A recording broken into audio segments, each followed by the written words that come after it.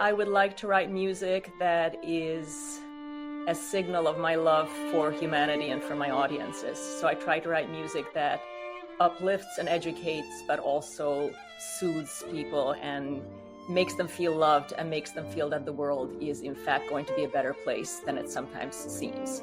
The way I try to describe my music, my shorthand for it is it's an act of love, an act of honor and respect and love for my audiences. I would just like to think that my music points a way forward for people, that I can bridge the gap between a more distant past and a future that speaks to generations to come.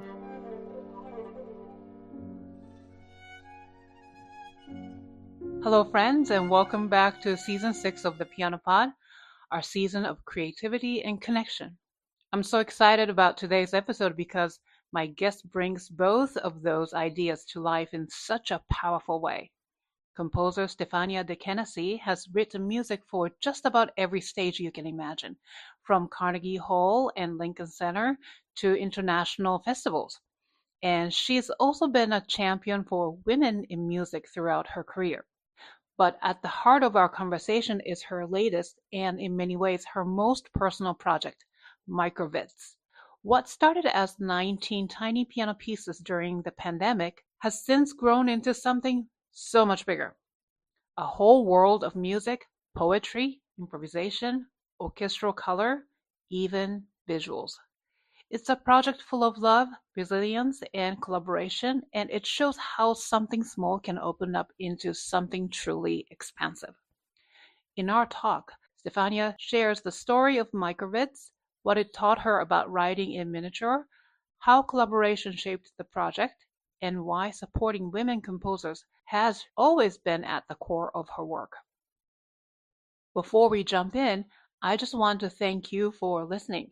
Every time you like, rate, subscribe, or share an episode, you help this show keep going, and I am so grateful. So here it is, Season 6, Episode 3 of the Piano Pod, The World of MICROVIDS. From miniature piano pieces to a boundless work of music, poetry, collaboration, and love. Please enjoy the show.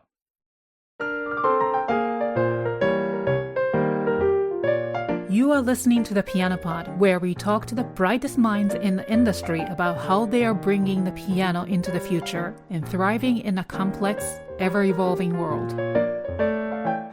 Stefania, welcome to the Piano Pod, and thank you so much for being here. Well, thank you for having me. I'm really and truly honored. And as I was saying, I'm doubly honored because although I play piano, I'm not really a pianist. I'm a composer. So it's really a thrill for me to be here and to talk to you. And you compose wonderful piano pieces that I can't wait to talk about. That's the reason you're here. But we first met last spring through our mutual friend, the amazing, incredible Donna Weng Friedman, who is, not only a powerhouse in the music world, but also, you guys collaborated together with this, the album that we're about to talk about. But also she was the past guest on season 2. And then Donna and I were getting ready to perform this 4-hands piece at this event called the History of Movie Music event, presented by Arts Rock in Nyack, New York, which is like an hour and a half away from New York City. And then somehow you turned the page for us, and then to get there, the organizer sent us a driver, and then he mentioned that he also needed to pick up the main guest of the evening, and none other than the legendary conductor Leonard Slatkin. And so we were together, squeezed into this van, all like 5-6 of us. Right. Yeah, that was a lot of fun. Yeah.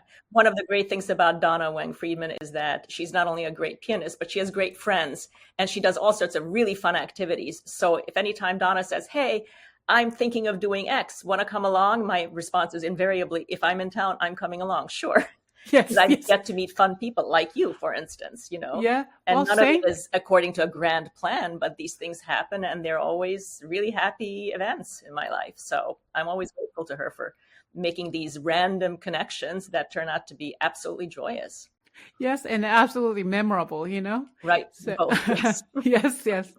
So, anyway, then I remember sitting with you in the back and talking about your work and then your upcoming project and feeling immediately inspired by your vision and project. So, I knew right away that I had to invite you to the Piano Pod. And so I'm really especially grateful that we're having this conversation today. And finally, thank you. yeah. Great. So to begin, let me start with my signature opener.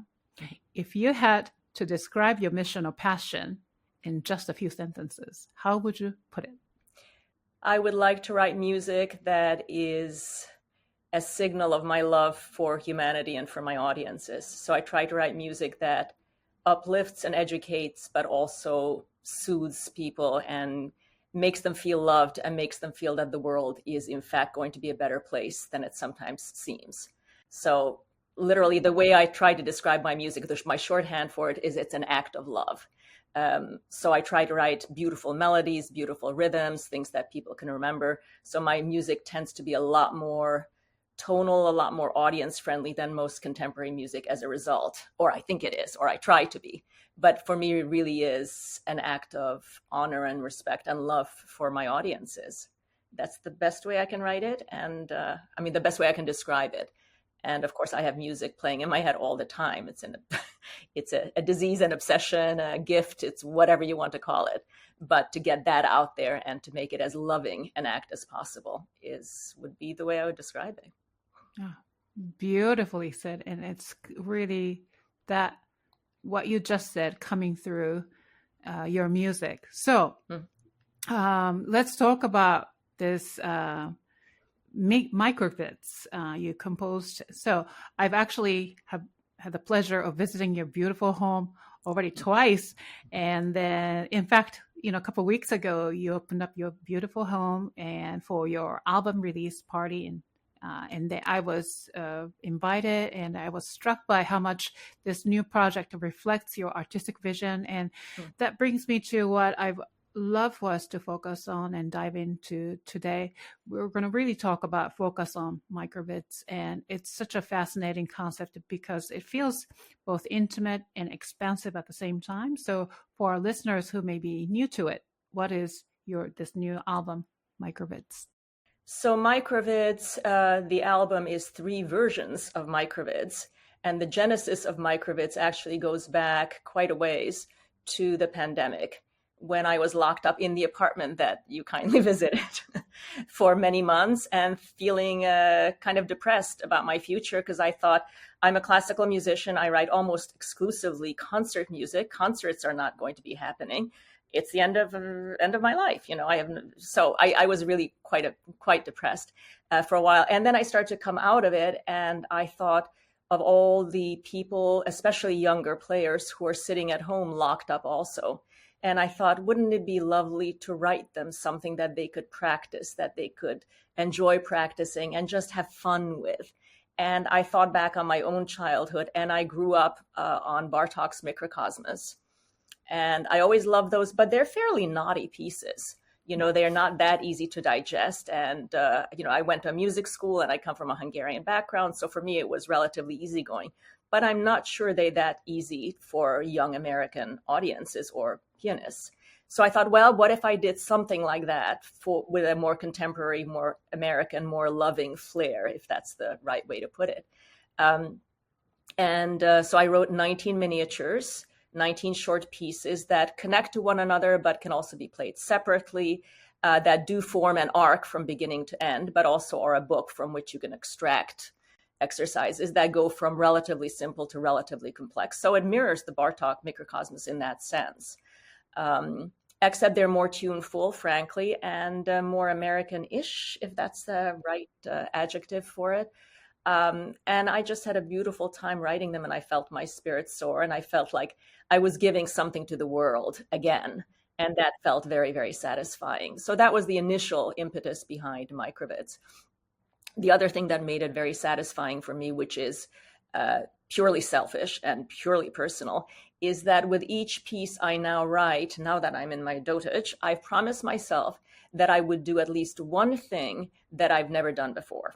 Just one thing, even if it's relatively small, and even if only I know that I've never done it before, but something that expands my horizon and my repertoire. And I've never written miniatures before, ever. I tend to write large scale forms, and for me, a short piece is, say, 4 to 6 minutes. A regular movement can be 8 to 10 to 12, and then there are several movements, blah, blah, blah, that whole, methodology. And so this was the first time I wrote miniatures, and that was kind of a challenge, but enormous fun also. So that's the personal part of it. When I finished these 19 miniatures in honor of COVID-19, I gave them to Donna Weng Friedman. I didn't know what to do with them. I'm a typical composer. You get the music, you write it, you copy it over, you give it to a performer, and then you let go and you move on. But Donna said that these were the most fantastic things she had ever, heard. And she said she would love to play them, and would I give her rights to play them?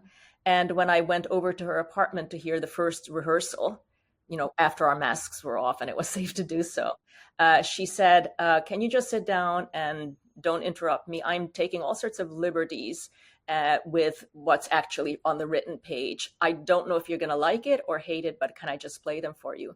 And so I sat down and she started to play, and they were such an incredible performance of these 19 miniatures that I started to cry.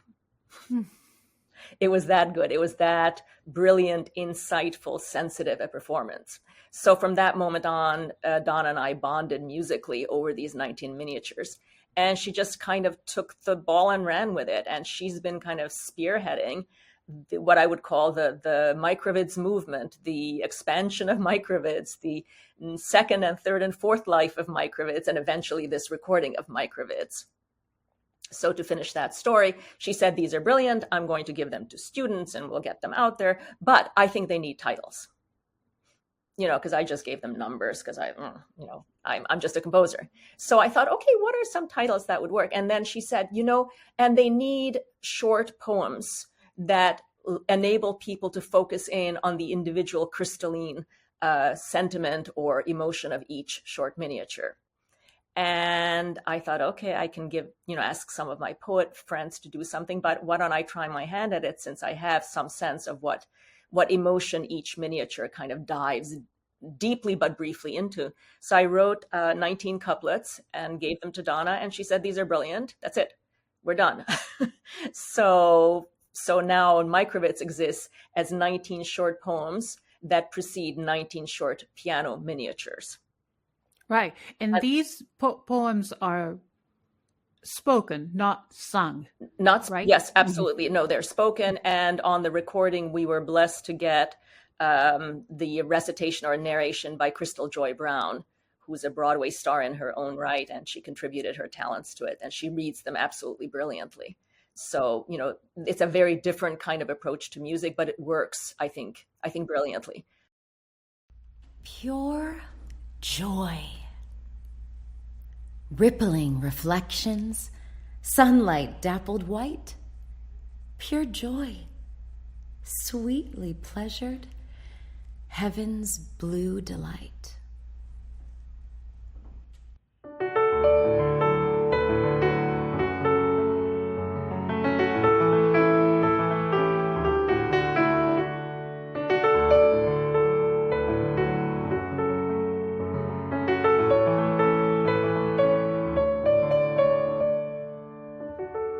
Then that evolved to? Well, so that was the beginning. And then Donna called me up and said, I have another idea. Microvids could be expanded to have another instrument. And so we did, I first added a flute part. Later, I added a violin part. There are actually several duo versions of microvids. And again, the thing that made this very unusual was both it exploited the potential richness of the musical material, right? So because they're miniatures and so much is so densely packed emotionally into each little piece, you can pull out some of that emotion and, do it fruitfully in a way that you might not if the piece started out as a big piece for orchestra, for instance, right? Then you wouldn't want to double the orchestra or add a bassoon solo or whatever, right? So it works with these miniatures. The other part that made it, again, for me personally interesting is Donna said, and I agreed, that the piano part should remain as it is. So when I add new instruments to microvids, as I have done, I'm not orchestrating them. Orchestrating typically means you take the existing musical material and you divide it among new instruments. So, for instance, you could give the melody to the oboe and the flute, and you could give the bass line to the cellos and the double, et cetera, et cetera. You can, sort of finish that sentence. But that's not what I do in the versions of microvids that are piano plus an instrument. I actually create, imagine, and weave a new sonority, a new part around the existing piano music. And that's completely different an approach from normal orchestration or normal transformations of piano music. So that was enormous fun because, again, it made me think, what is the essential emotional undertone of, say, this microvid? And in the case of the fourth microvid, which is very, very airy, it was to have, in this case, the violin, but some instrument in the absolute stratosphere, just floating above it, like a breath or a breath of fresh air. Because the title is Reach for the Sky. Yes, right. exactly. Yeah. Mm-hmm. Right, Mm-hmm. right. It just made sense, and it makes sense, and it works like magic. So that was the second iteration of it for piano with a solo instrument. And this is not going in chronological order, but the next sort of logical part of it was we heard the incredible violinist Curtis Stewart perform. And he both performs existing repertoire and does improvisational material and connects with audiences. And we looked at one another and we said, we've got to work with Curtis. And Donna's idea was both to have Curtis record my violin part as part of, a duo version of microvids, but also to ask him to improvise on top of those violin parts or from those violin parts or on top of the piano, whichever way you wish to think of it. So he created, together with Donna, a version of microvids, which is for piano with Donna playing, and violin improvisation, which Curtis Stewart is doing.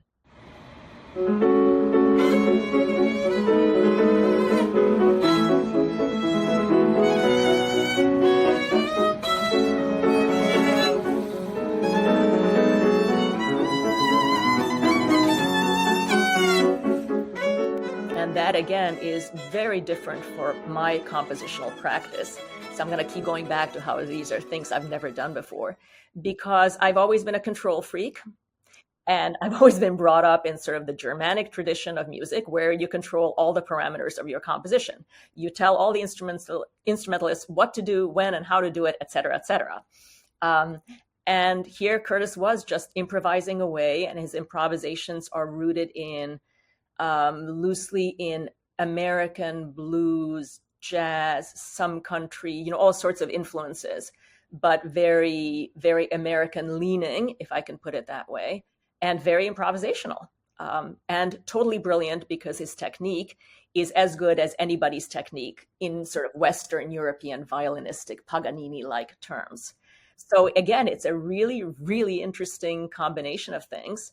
And that is actually the opening album on our, opening disc on our current album, these improvisations that Curtis does on top of the piano part that Donna is playing. The third version, because this never ends, the third version of Microvids, which is represented on the album that is being published or was just released, came at the behest of the New Jersey Youth Symphony and its music director, Helen Cha-Pyo. And again, it was through the intervention or through a connection created by Donna Weng Friedman. She thought that it would be really, really interesting, since I originally wrote these pieces for, young players, to have an orchestra of young players accompanying the piano part, which again made perfect sense. So I created, an orchestral part which is woven around the piano music. So the piano part remains in all these iterations virtually identical. In one or two of the movements, there's a bar at the beginning where she's not playing, and there's a trumpet solo that comes in, or at the very end there may be an extension of one bar, but otherwise the piano part is 99.99% the same in all these versions. Oh, good to know. Yeah. Yeah, yeah, no, it's always the same, but there's an entire orchestral part around it, and it sounds like a completely different piece of music. It really does, because the emotions and the orchestration and the whole vibe of the piece is radically different. It's not that it's not recognizably the same, but it's different enough so it's not immediately apparent that you're dealing with the exact same basic material. There's so much new that's woven around it. And so, that's the third important version of it. That's the third disc on our current album. And in part because I'm not born in this country, and in part because I think it's important always to have an international outlook.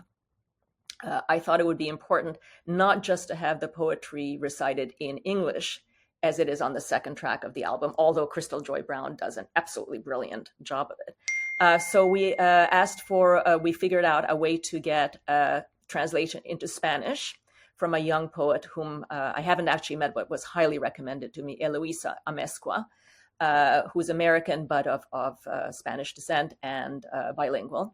And she created these beautiful translations of the couplets, which are then recited by an actress who also does an amazing job.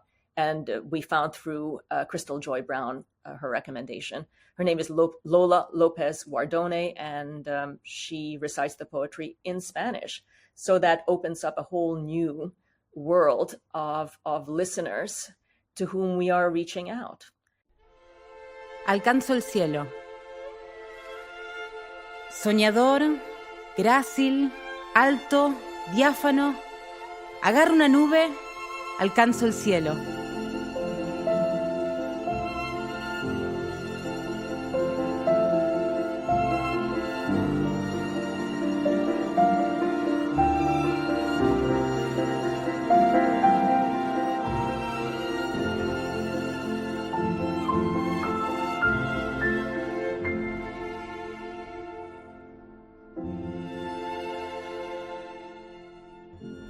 And I think it's important to, we always say that music is a worldwide language and it is meant to be universal. And I think we kind of mean it, but we don't, as with all good intentions, it's not always 100% realized in reality. So I think it's very, very important that we have on this album both English and Spanish, which are major languages in the world still represented. The ideal is for, at some point, if MICROVIDS keeps going, I have no idea whether it will or where it can go. But my wish would be that it would be translated into multiple languages. And if there are performances, elsewhere, that those performances, the recitation or the narration of the poems take place in the languages that are pertinent to that country. Some of that seems to be happening. There's going to be a performance of MICROVIDS with Donna at the piano by the Virago Symphony Orchestra, which is an all-female orchestra based in Antwerp, Belgium. And the poetry recitation will be done by Esohe Weiden. I think I'm pronouncing her last name correctly, but I'm not 100% sure, who is the poet laureate of the city of Antwerp. And she's going to be reciting them probably in Dutch. This is still being discussed, but I would love for that to happen. And the other sort of international aspect of this, which is again not 100% realized yet, but is one of my goals. I attended the United Nations International School when I came to this country, and I went back to them. And I asked students there if they would be interested in taking a couplet or two and translating them into their own native language, and then reciting them and being video and audio recorded with those, in those languages. And they did. So I saw the video. Yes. It's wonderful. And the ages range from, I'm going to say 8 to 18, although, I could be, maybe it's 9 to 17, but something along those lines, and the languages range from, your standard European languages, which are, French and Spanish, and to Tamil and Hindu and, other Asian languages. So I'm very, very happy with that as an indication of the kind of direction in which I would love for this piece to eventually go, because it should be universal. Grief and joy are universal emotions. And to the extent that language expresses those languages should be used that speak to listeners in their own context. Wow, it's a lot to uncover here. But the title is start with micro. Mm-hmm. And then as I was listening, every piece is like some of them are 30 seconds. Some of them max maybe a minute and 10 seconds, somewhere around that realm. Correct. So they are really tiny little pieces. But what's the challenge? What was the challenge of composing them? You mentioned you are so used to composing massive pieces, whether that is dance. You've written operas too, and so many others. Then here comes this MICROVIDS. So what's the challenge? Well, the challenge is to find something that is pertinent to say, that is really meaningful, but doesn't require more than a sentence to say, right? So it's the equivalent. You have to have some idea. You can't just keep talking and cover your tracks and wait till you get a good idea. So the same thing with these miniatures. You can't have, say, a beautiful intro that then leads to, eventually your beautiful melody or your beautiful idea. You've really got to think about what is it that you want to say? What is that emotion? And what is its musical equivalent? And make it as compact as possible. And to some extent, to not be afraid of just focusing on that. Part of our Western musical tradition, or certainly my training, is to always be as complex and sophisticated as possible. And that's a very laudable goal in many ways. But it also means that you're already and almost always piling things upon things. So, you're doing harmony and counterpoint and orchestration, and you're thinking of all these things all the time. And that's certainly not, in fact, it's very, very wonderful. But you also have to be content in 30 seconds to just do one thing, So it's a little bit like being asked to create 19 appetizers. I'm not doing 19 main courses. So I'm not doing, the pasta and the sauce and the salad, right? Mm-hmm. I just have to make the sauce, or I just have to make the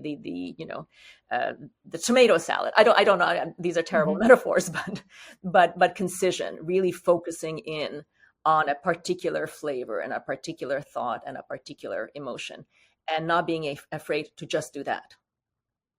And it has a kind of intensity to it that is also a little bit scary, because there's no deflection. You really have to delve into that emotion. But it's also wonderful if you can sort of manage to pull it off. Yeah, they're more like, I was thinking of haikus, Yes, that's a good metaphor. Yes, haikus. Yeah, that's much better than my cooking metaphor. Thank you. No. But really, like, comes in bite size and, just to the point. To the point, but with a kind of depth that allows and asks for revisiting, right? Because you don't want it to be so shallow that people don't want to come, right? So the same with haikus. You get them the first time, but not 100%. So you reread them, right? You read them again and again, and each time you find something slightly different, slightly deeper in its meaning, in spite of its brevity. And that's not that easy to do, but it's a lot of fun. Mm-hmm.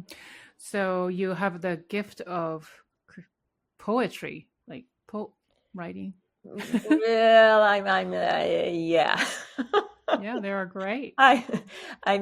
In this case, I had the gift of poetry, and I think it was really, I don't think I'm much of a poet, frankly, but I think in this case, I was so inspired by the idea of these 19 miniatures and the occasion and the purpose that it just all kind of fell into place simultaneously.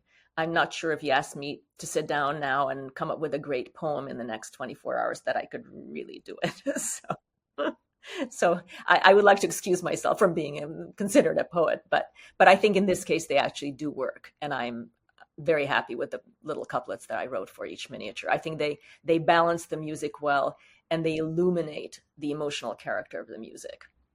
And that each version is so different, as you mentioned, sounds so different, although underneath you can hear the same melody.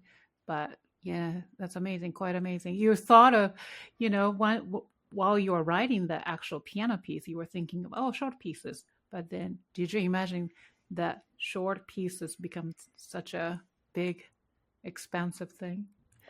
Well, I knew that I was going to, or I imagined from the first that I would write a book of them. So 19. So in some sense, I did know that I was aiming for, like I said, like a collection of them. What I didn't realize is that they would sort of grow one after the other. I didn't write them 100% in sequence, but more or less in sequence. So what I didn't count on was that they would develop a kind of narrative arc of their own. So even though they're technically independent, and like I said, they can be extracted and played separately and all of those things, there is a kind of growth to them from start to finish. And that makes them miniatures in one sense, but not miniatures or not just miniatures, right? So there's a macro element to it too, in spite of the micro title. Right. Yeah, makes sense.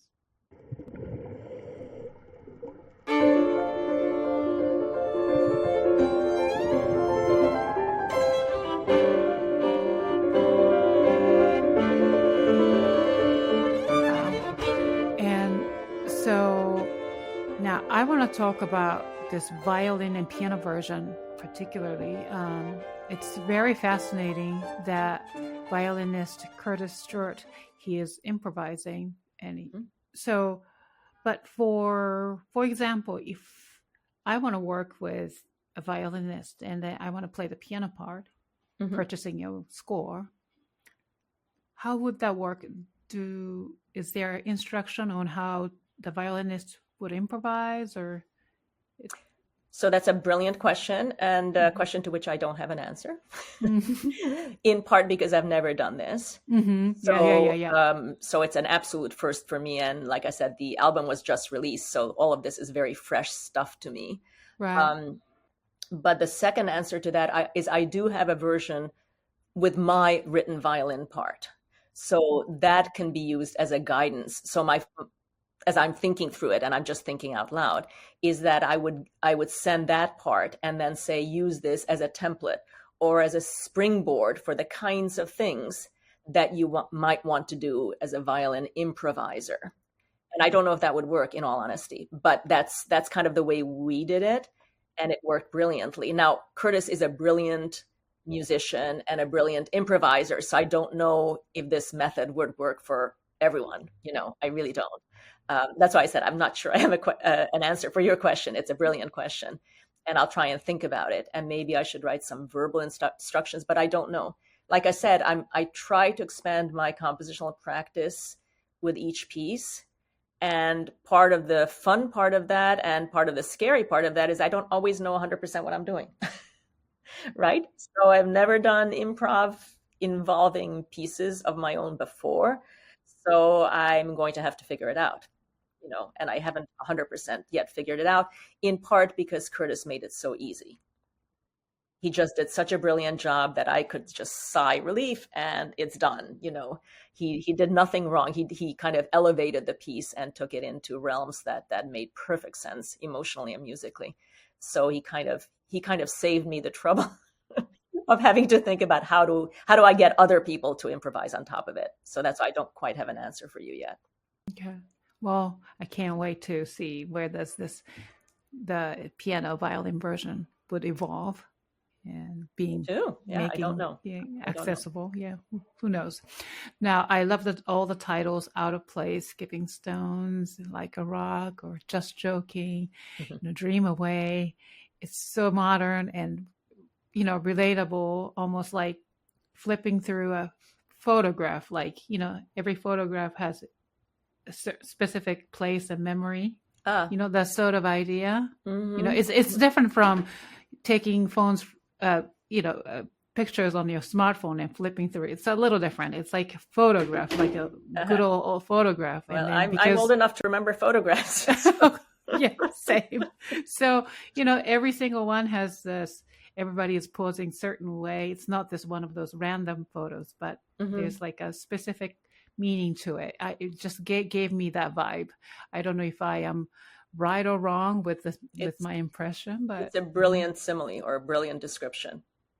Really is. No, that's very And then, insightful. You really got them. I mean, I hadn't thought of that, but you're absolutely on target. Yeah, that's it. yeah, you know, the moment you hold a photo and then just brings you a lot of feeling. Oh, I remember her, or I remember the place, that sort of thing. Yeah. Yeah, no, that's true. That's true. So I hadn't thought of the photograph as a as a simile or a metaphor for it. But Donna Weng, who's kind of multi-talented and keeps astounding me with her range of talents, has taken a few of these miniatures and added videos to them, added visuals to them. The most recent one is she actually is just released on YouTube. It's called A Silent Cry, and it takes one of the miniatures from MICROVIDS and creates a little music video out of it. No text, no speaking, just the music and visuals.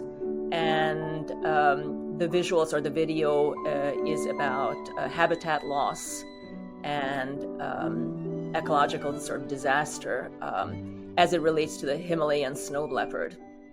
And it's a beautiful short little piece, very, very moving. And she's entered it in, I think, 15 or so festivals, film festivals that honor short, music videos, and gotten 15 awards already. So it's so that that idea of there being a visual component to these MICROVIDS is also something that we are exploring, or that Donna has started to explore, and as usual, has started to explore it brilliantly.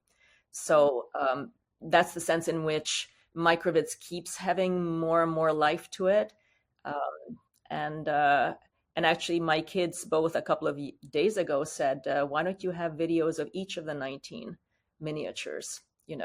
That could be because it's a visual culture, and these pieces are so colorful as it is. They're so dense with emotion and dense with musical color. I don't even know what words to use. That it could actually work itself, into a visual medium. And so, I was talking to Donna, and she kind of agrees. So we're thinking about maybe if I can find funding or something to create 19 videos of these 19 MICROVIDS. So it may have a life over and beyond music. So it's going to be music and poetry and visuals and videos, and I don't know what else, but I'm having, the time of my life with them, because I thought I was just creating these tiny little nothings, 19, 30-second pieces of music in 1 minute. I mean, that's nothing in my, in my vocabulary. And it turns out to be the richest things I've ever created. And that's an incredibly lovely surprise. Really, really amazingly satisfying and wonderful and fulfilling. And I feel like more and more audiences are being reached by it. And like I said, for me, these are acts of love. So the idea that I can, move more and more people with the music I've written, it just makes me happy. Even when they cry, even if it's a sad piece, that I've moved them, and that these pieces have meant something to them in their lives, I think is, especially in this day and age when everything is, upside down and everything is turbulent and everything feels uncertain and everything feels like it's shifting, from under your feet, to have something that speaks to people and gives them joy and satisfaction and love is just very meaningful to me. It really is. Yeah. Wow. In that sense, really, from the bottom of my heart, congratulations. And thank you. You're very sweet. Yeah. Yeah, it is. I mean, it's been in part because I think I wrote these good pieces of music, but in part because I've worked with these magnificent collaborators, the first and foremost being Donna Weng Friedman, but the others as well. Curtis Stewart have lent his hand, and Krystal Joy Brown. So Helen Cha-Pyo. I mean, it's been a real team effort at every level of the way. And that's the other thing that I was not brought up to appreciate, I think, sufficiently, the power and need for collaboration, right? So I was brought up, again, with good reason, to be a composer in my own right. That means taking charge of your musical materials, taking charge of the conceptual space. And that's all fine, but it downplayed the importance of having collaborators, people with whom you work, who give you new ideas, who support you, who ask you, oh, well, I like it going in this direction, but what if it went slightly in that direction? What would that feel like? And suddenly, you know, they give you an idea that you didn't actually have on your own, and that opens up new vistas.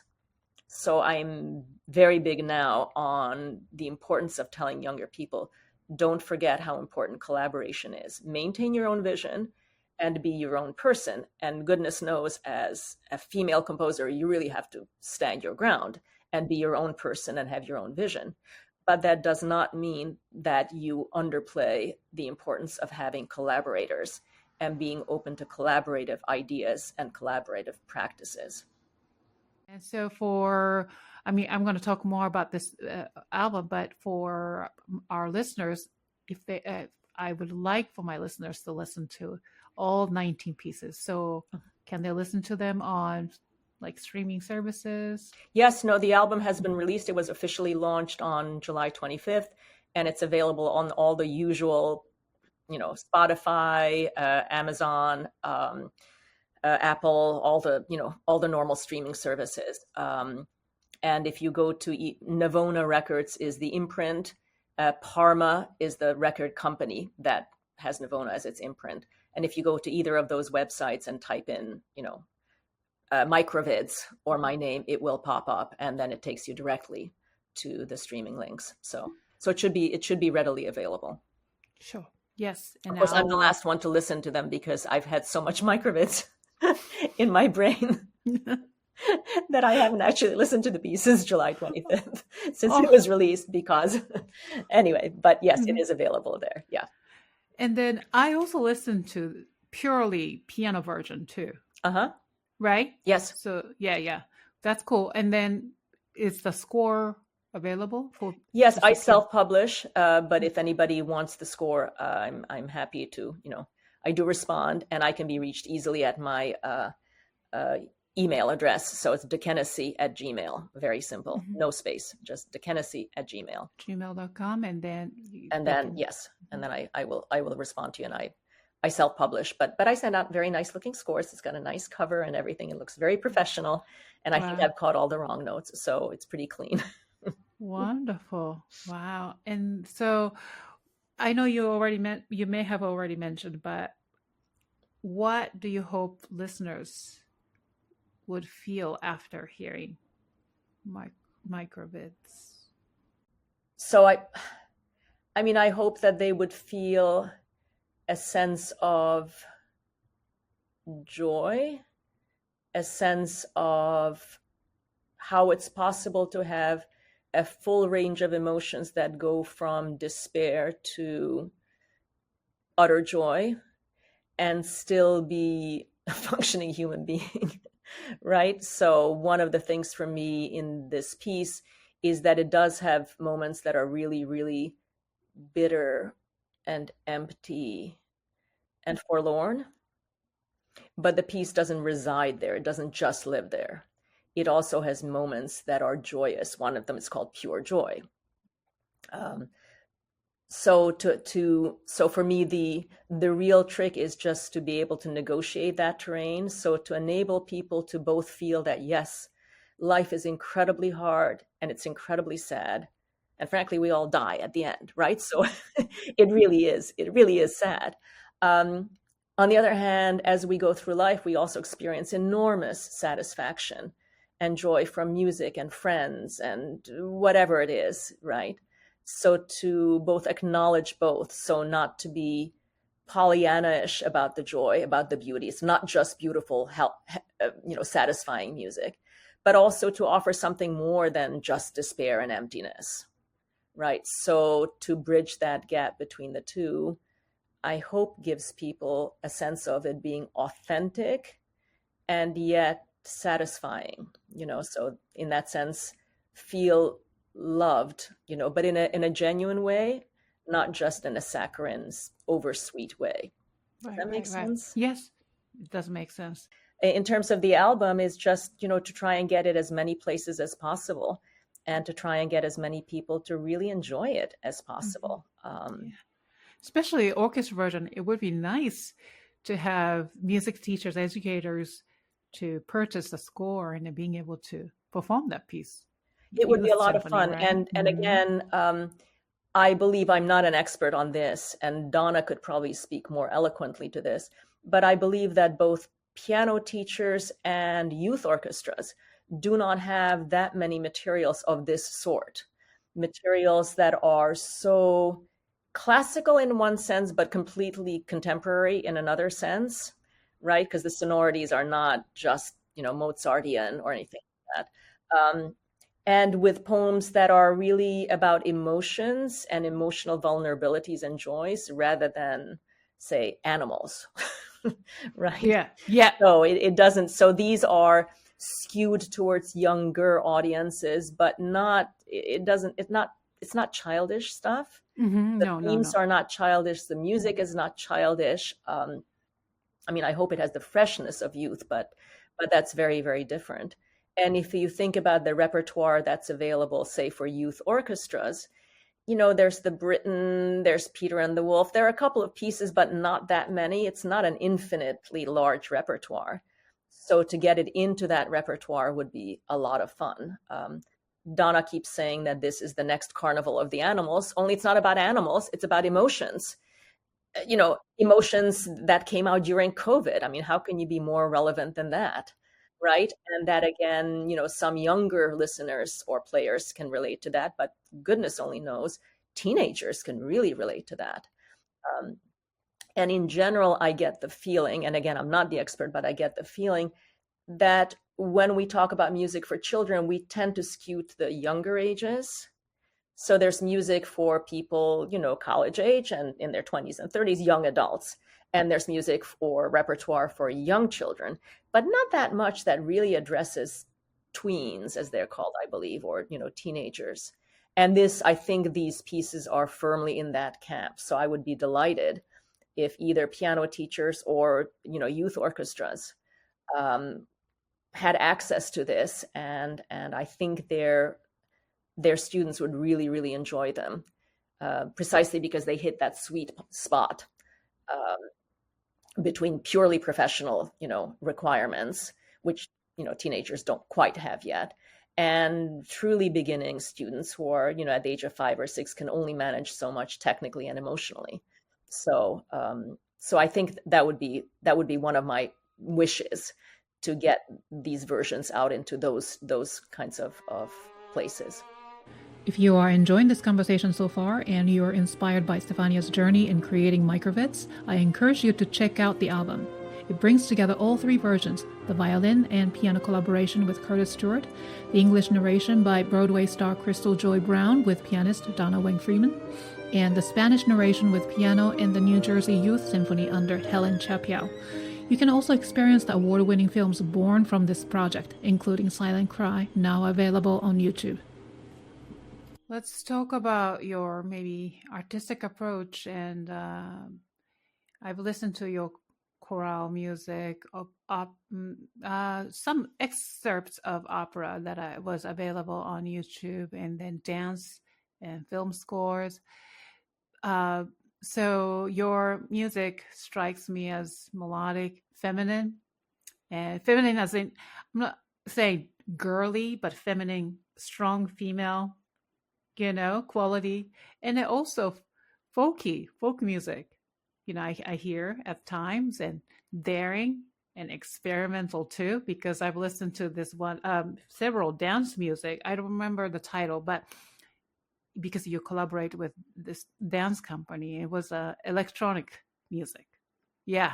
So, but yet I feel like always find a way to your essence of your style, which is tonal, contemporary, but approachable because it's tonal and melodic. So maybe what makes your approach, or what makes your style, in your opinion, unique, stand out from others? Oh, that's a difficult question. Talking about your own self is always yeah, I know. It's horrendously difficult. It's like describing what you look like, I'm only 5'3". I never think of myself as small. Right. And I know that's not truthful. So getting back to my music, I had an education in Eastern Europe at a music school founded by Zoltán Kodály. So I was brought up on a lot of Bartók, and by American standards, on relatively dissonant contemporary stuff. A lot of Kabalevsky, a lot of Bartók. I don't even remember the other ones. So for me, sort of crunchy, dissonant music never had the same appeal of novelty that it did for a lot of my peers who, at age 18 would discover Stravinsky and they were like, oh my God, those dissonances are so much fun, right? So I tend to write music that's frankly a lot more consonant than most of my peers. And in part also because of my upbringing, I also have always skewed towards music that has folk elements. Those were heavily emphasized in this school founded by Zoltán Kodály. We had a lot of Bartók folk songs, and my heritage is half Hungarian, half Bulgarian, which is neither here nor there for the purposes of microvids, except that Hungarian music and Bulgarian music are both rhythmically and tonally a little different from Western European musics. So specifically, Hungarian music tends to be modal. It has, flat sevens, and it tends to be what we can call Dorian or Mixolydian, et cetera, et cetera. And Bulgarian rhythms also tend to have a lot of, 3-3-2 or 2-2-3 or, regular patterns, but of irregular underlying beats, which I also sometimes use. So my heritage in some sense was filled with both very classical music, because that's what I grew up on, but also infused with folk music. So you're very right to pick up on that. And that has always been part of what I've tried to do. And frankly, one of the things that I realized as a composer is if you think about the development of music, even in Western Europe, it goes from modal scales to tonality, which is just a reduction of those scales to only two, major and minor. And then it becomes more and more chromatic and dissolves into 12-tone music. But one of the things that I thought would be interesting is to have it move back to a kind of modality that we haven't had since the Middle Ages or since the Renaissance. And that is the modality that is familiar to me from my childhood, from my Hungarian and Bulgarian roots. It also is the modality that is at the root of American contemporary music and pop musics. All blues and blues-derived rock and roll idioms, for instance, are modal, the exact same way that medieval music and Hungarian and Bulgarian music tend to be. So there are a lot of sort of influences that kind of converge in the contemporary moment, or that I try to use as a converging point in my own music.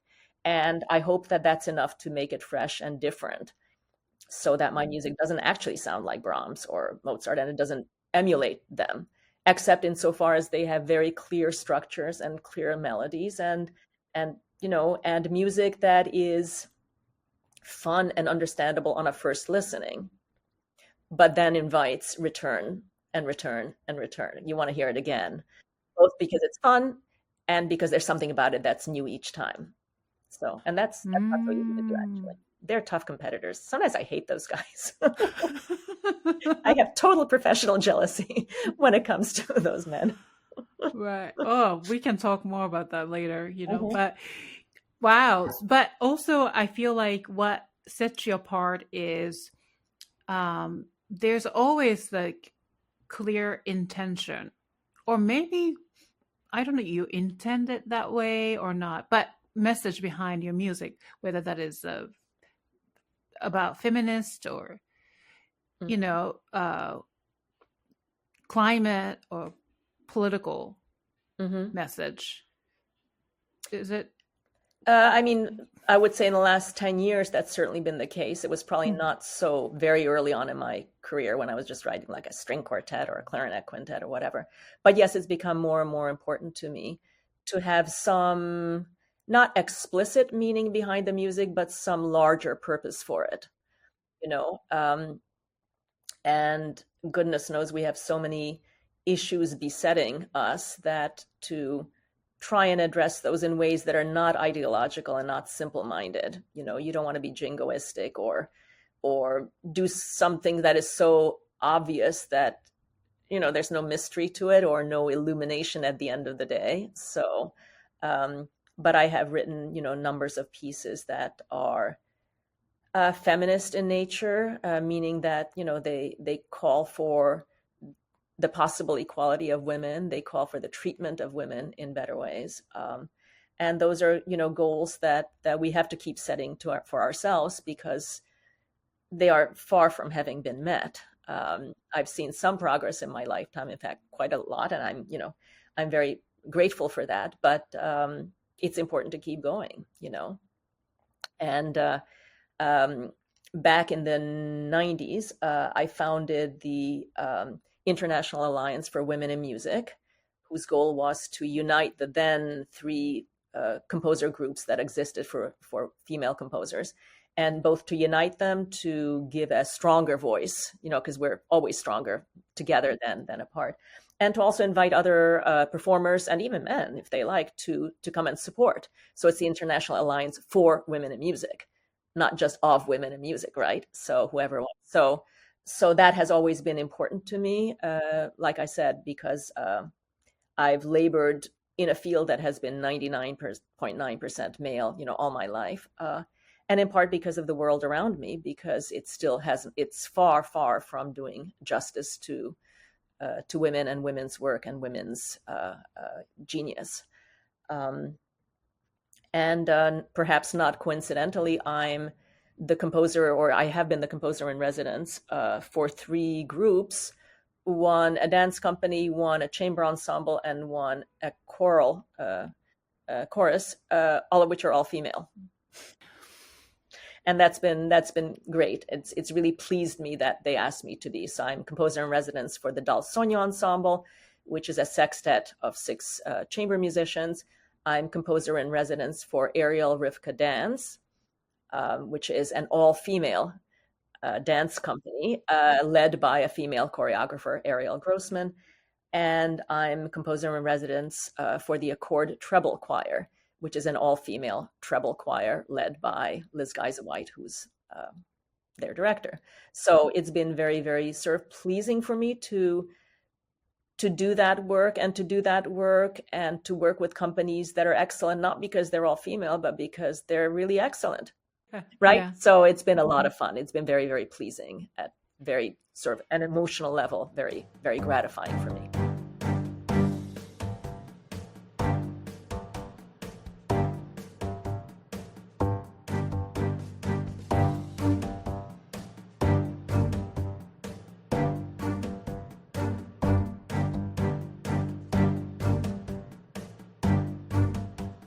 I know you said 99% in the class was, or in your field was male, and you are one of the very few in the group, a female, as a composer, right? Has any of that changed? Yes, I think it's slowly changed, but far more slowly than one might wish. Right? So yes, there are more women represented in conservatories and in music programs than before. And there are more women being programmed, say, in orchestral settings than before.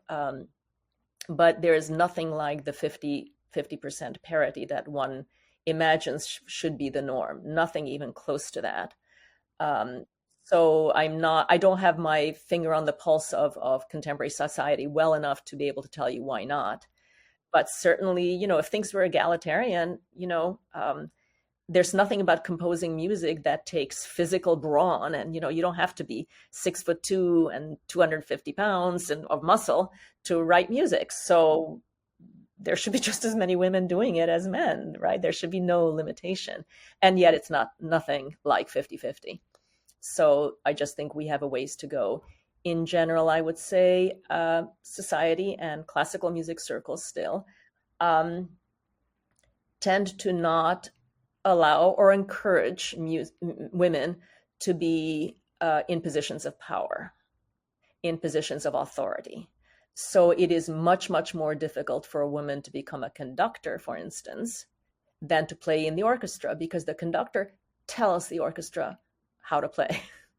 They're the boss. They tell you what to do. I'm being very, very graphic and very dirty about this. And the same thing is true for a composer. The composer tells the conductor what to do, and the conductor then tells the orchestra, right? So the closer you are, I think, to what I would call position of authority, or being the boss, the less likely it is to be accepted if you're a woman doing that.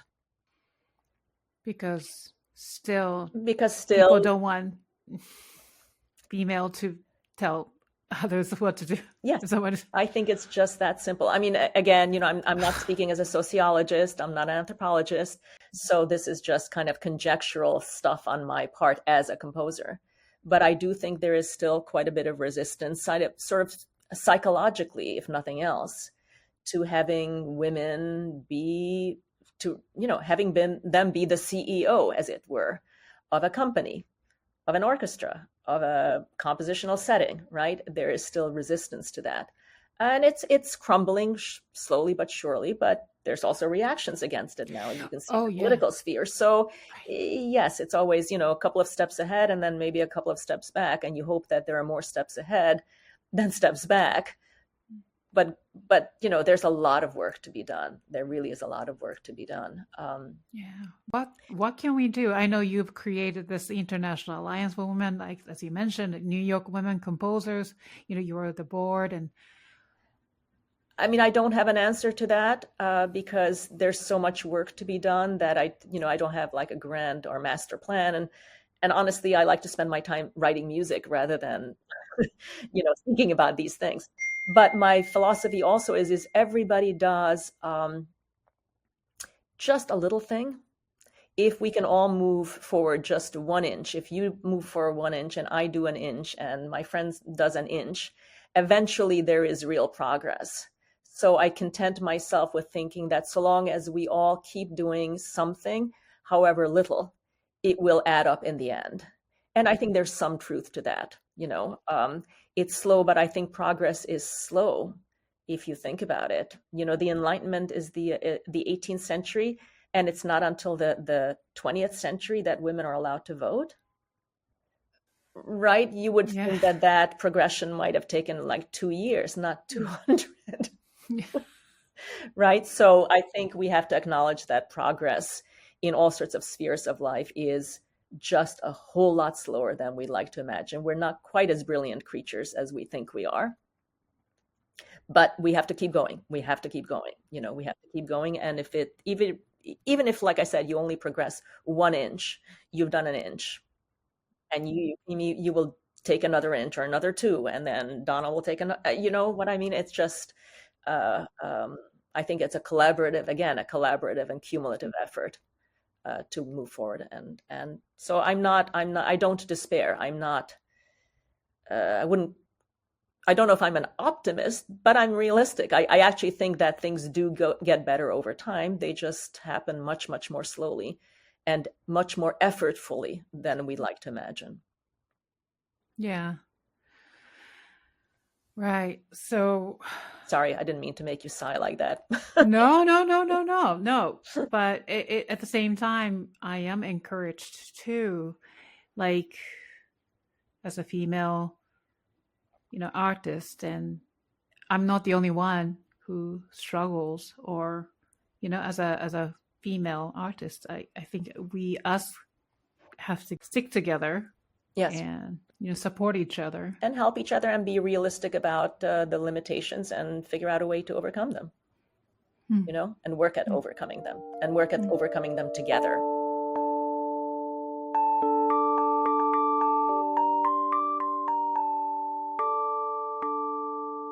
Leading the miracle, always the same. Read of the face, tears, the immaculate. Leading the miracle, always the same. Read of the face, tears, the immaculate. Leading the miracle, always the same. Read of the face, tears, the immaculate. Leading the miracle, always the same. Read of the face, tears, the immaculate. You're such also a wonderful teacher. I'm learning a lot.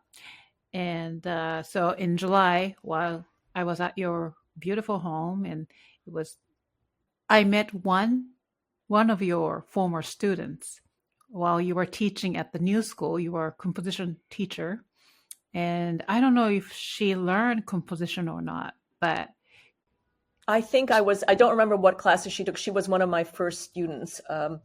And I don't remember what class I taught, but I actually always try to combine courses or to create courses that combine different kinds of subdisciplines in music, because if composition class just means having your students bring you sketches and then critiquing them, I just don't find that that's very helpful or very interesting. Once or twice, of course, one does that. But I also believe that in order to become a composer, you have to teach them ideas and techniques. And the techniques come from emulating other composers, because that's the way you learn your craft, so to speak. Right. And honestly, I can't teach anybody how to be a composer in some real sense, because I cannot teach you how to be you.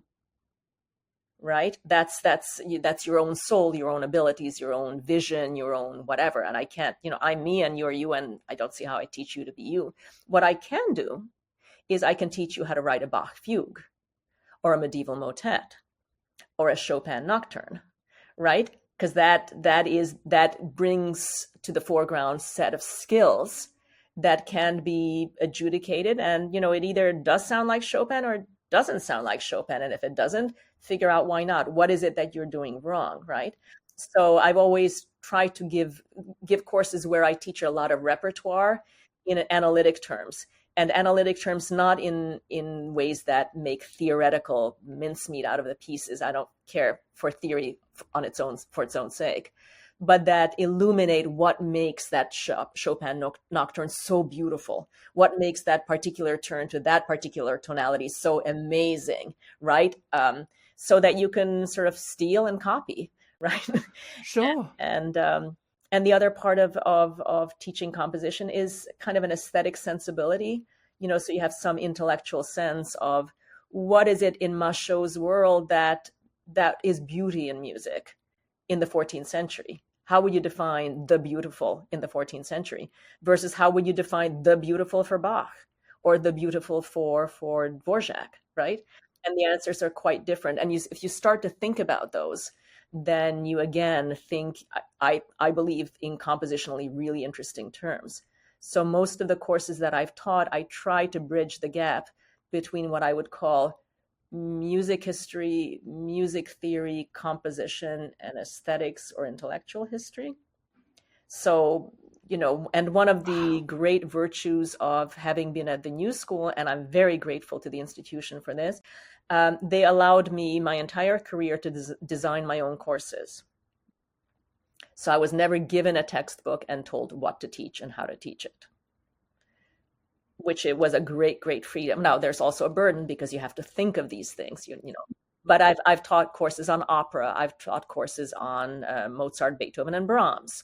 I've taught courses, that are, the human voice through the ages, for instance. That was one of my favorite ones, where you look at what is it that the human voice does, both in terms of vocal technique, but also in terms of approach to text and subject matter, from Gregorian chant to Milton Babbitt, my own teacher at Princeton, right? So it would, so the courses have always been a hybrid. Technically, they're composition classes, but not just, or not really, or not the way that they are typically taught in either conservatories or typical music majors. And that was a lot of fun and kept it interesting. And it also meant that I never had to repeat the same course twice. So even if the course had the same title, I could, inside the class, choose different pieces to demonstrate different ideas or different developments historically or aesthetically or compositionally. So that was a lot of fun. It kept me on my toes and it enabled me to keep learning myself. It kept it alive. Oh, wow. That sounds so fascinating. I wish I were, I don't know, a composition student and learn from you being, yeah, that sweet. Sounds so fun. So you mentioned about your teacher, Mr. Babbitt, Milton Babbitt, right? Yes. And correct. He's a very famous composer. And I've interviewed a few composers throughout 5-6 years of this podcast, and then there were several who studied with him. So he seems like a really influential and big, huge figure in the composition. He was. world. I mean, he was a short man, but he was really a giant in his field. He really was. And he was one of the most brilliant intellectuals and speakers that I've ever met. I mean, I've met a lot of smart cookies in my life, and Milton was really, really, really smart. So it was just a privilege to be in a room with him and to have conversations with him. Although aesthetically, our approaches couldn't have been more different from the get-go. And one of the great things about Milton was that he never, among all my teachers, he never, ever, not even once, asked me to set aside what I was doing, which even back then was writing tonal pieces, and write something along the lines of what he writes or was writing, which was 12-tone music. And he never asked me that. He always took my pieces when I went in for my composition lessons on their own terms. We'd sit down with, say, a piano trio, and he'd look at the development section. And he'd say, so the transition from the first, section, the main theme, to the second theme, do you think that transition is too long or too, is it too short, or does it go through too many keys or too few keys? In other words, he worked on the material on its own terms. And that was really, really wonderful. And very few, in my experience at least, relatively few composition teachers would do that, because most of them do by example. They teach by example. This is what I do. This is how I do it. Why don't you, young person, try and do it? And then I can tell you if you do it well or not well.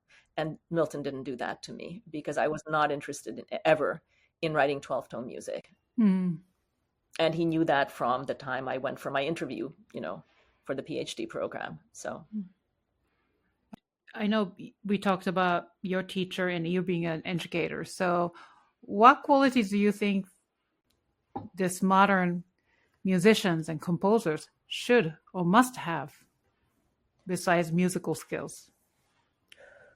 Oh my goodness, what qualities? Well, or skills.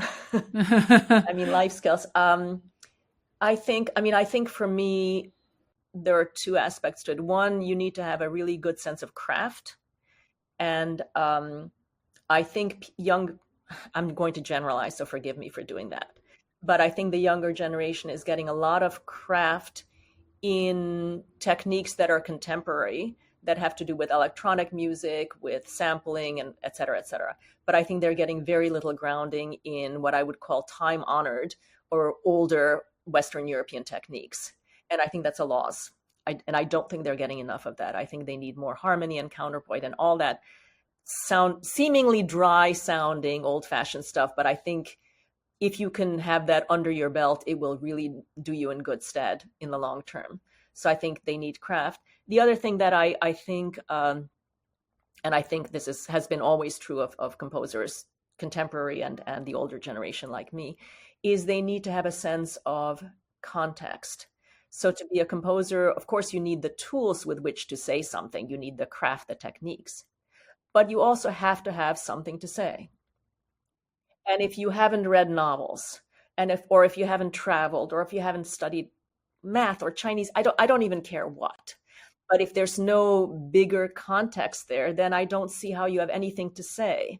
And if the only thing you have to say is this chord moving to that chord, or this sample, being torn apart into those samples, then I'm just not sure what the point is, right? So for me, what I would argue is to have a general education, a real education and a real sense of intellectual curiosity about the world. And not just the contemporary world, but the ancient world, because the ancient world has a lot to teach us also. And it has full of surprises and full of innovations that, get sidelined or get forgotten about.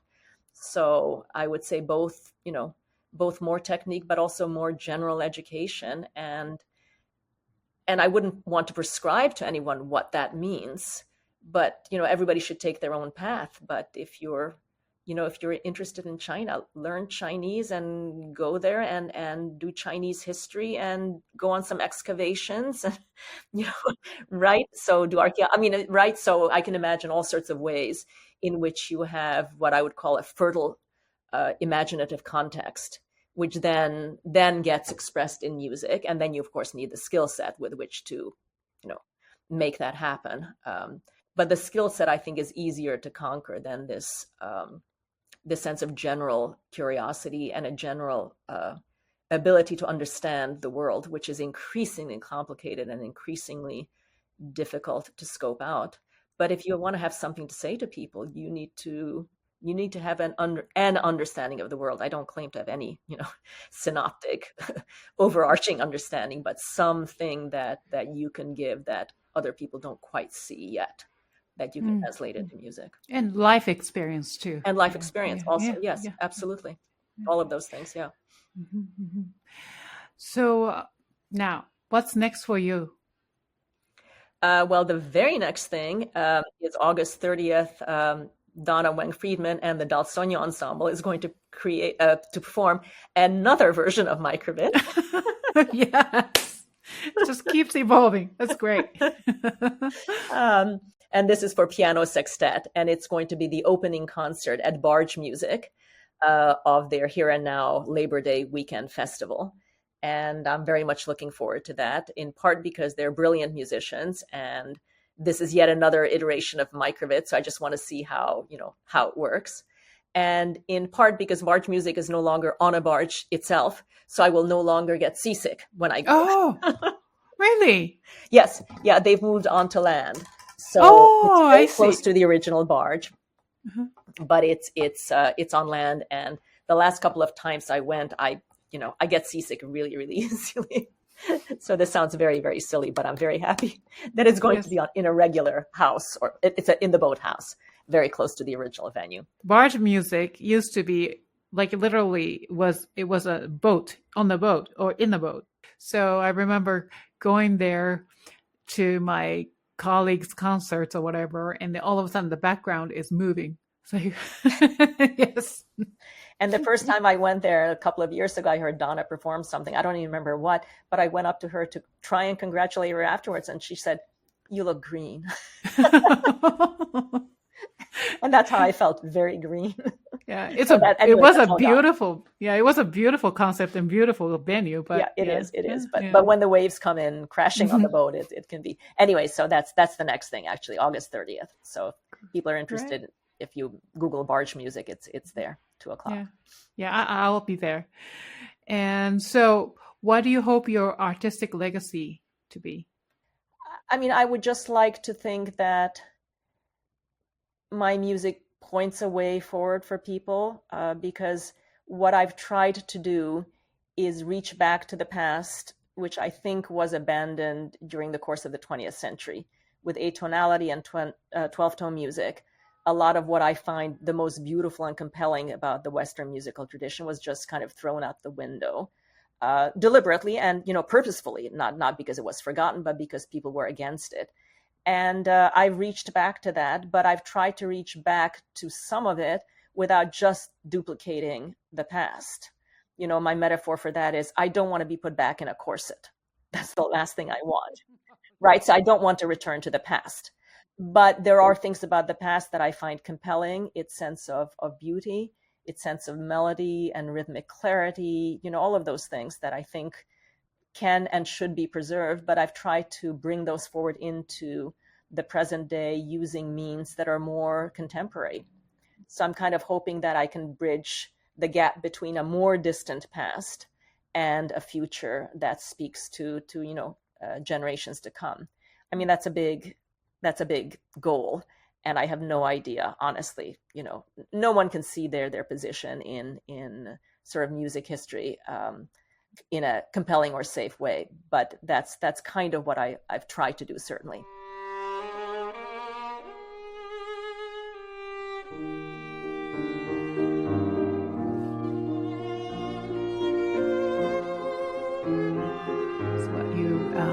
Provided us today is a masterclass, and so I really appreciate you for being here and sharing your expertise. And once again, congratulations on so many successes, but especially for MICROVIDS. Beautiful work. Yeah. Thank you. And thank you for having me. This has been so much fun. Oh. The time has passed it took 3 minutes, it feels like. Oh, yeah. Same. I feel the same way. Yeah. So for our listeners, please go to stefaniadekenessey.com to learn more about her work and start listening to her latest and delightful album, MICROVIDS. Before I let you go, we have one more thing to do. It's the rapid fire questions. Now, we take this segment very seriously. You've shared stories and expertise today, but these next questions, carefully curated by our team, which is me, will give our listeners a glimpse into who you truly are. So let's do this. I want you to answer each question with the shortest response possible. No explanation is necessary. Okay. So level 1. What is your comfort food? I don't have one. Oh. Okay. How do you like your coffee in the morning? With a little milk. Cats or dogs? Cats, definitely. Yeah, I've met your cat. Sunrise or sunset? Sunset. I hate mornings. Summer or winter? Summer. Level 2. What skill have you always wanted to learn but haven't had a chance to? Drawing. Good one. What is your word or words to live by?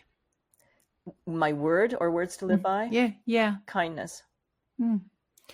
What is the most important quality you look for in other people? Kindness. Name a composer you wish more people knew about. Monteverdi. Now, level 3. Name one piece in your current playlist. I don't listen to music. Oh. I write music. Oh, yes. So, yeah, that's right. And then you mentioned that your music is always in your head. Yeah. So, silence is the best. All right. Fill in the blank. Music is blank. My life. Beautiful. Ding, ding. That's it.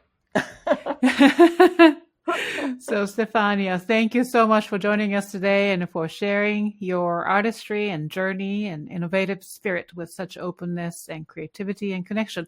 So for our audience, if you'd like to explore more of Stefania's extensive work, please visit stefaniadekenessey.com and subscribe to her YouTube channel at De Kenessey.